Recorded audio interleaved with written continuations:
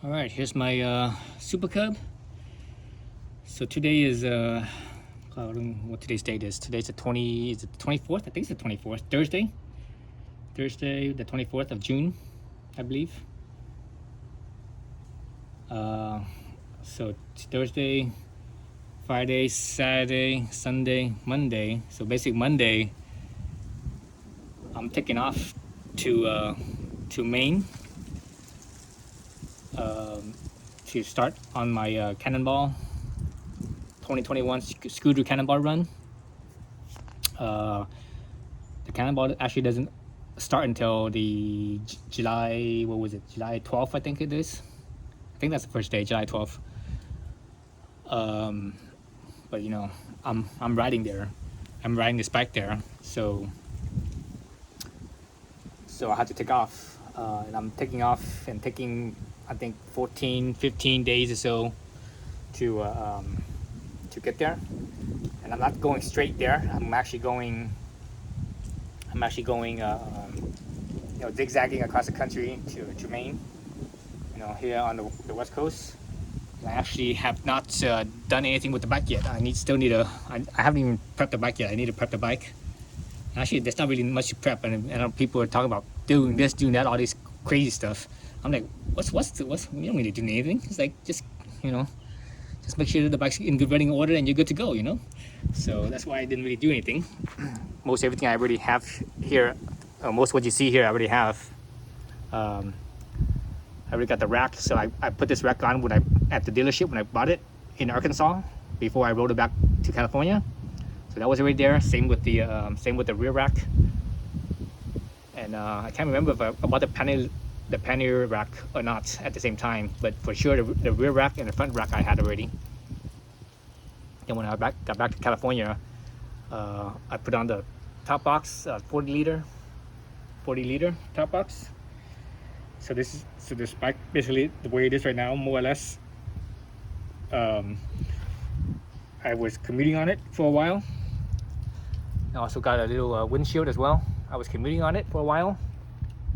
I guess for Cannonball, the only thing I added was the hand guards, the hand windshields, and that's also good for commuting because it keeps your hand from getting windshield. But I also added this top visor thingamabob, just so that way the air could not hit my chest, because this visor here, the air was still hitting like the top of my chest. So with this, the air will actually go and it only hits my neck and above, and that's what I want. So during the wintertime, that wind chill, it makes a difference to keep it off your torso, keep your body warm, and also keep your hands warm without that wind chill factor. Let's see, what else I have to do to this bike a while ago. I also did, as you can see it from that side, let's go to this side. So you see the fin covers on the valve covers, top and bottom, and also the cam cover.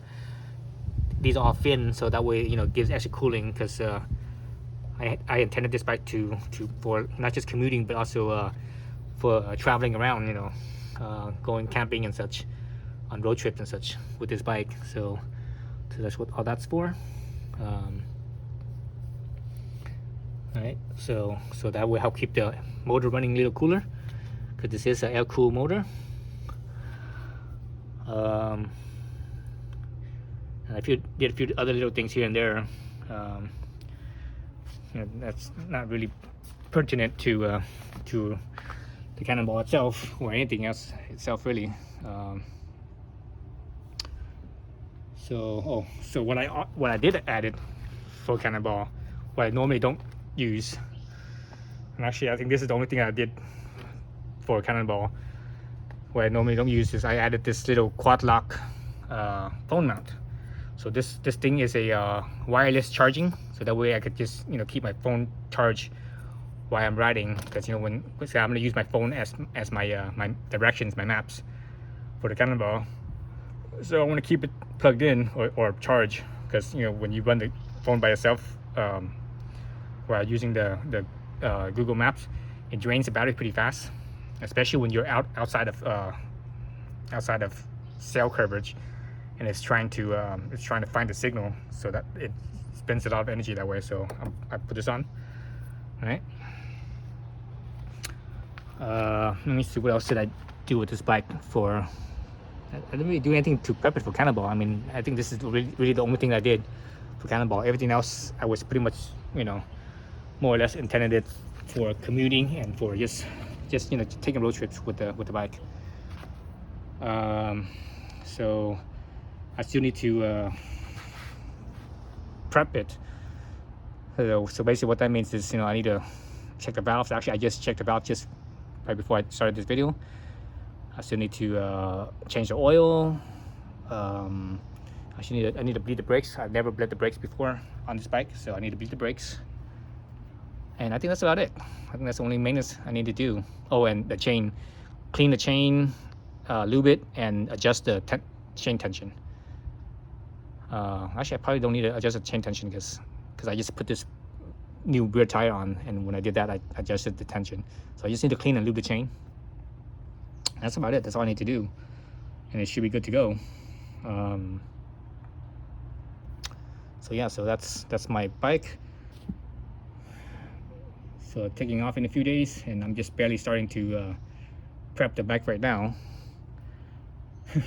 So, you know, that's how it is. You know, I don't, you know, a lot of people spend months and months prepping the bike. I'm like, oh, what for? You know, if it's in good running order, you know, you have it for at factory specifications, you know, wherever the specifications for whatever it is, you know, like the valves, for example, and it's in and it's maintained, it's in good working order, you don't have to worry about it. You know, it's no big deal. Okay.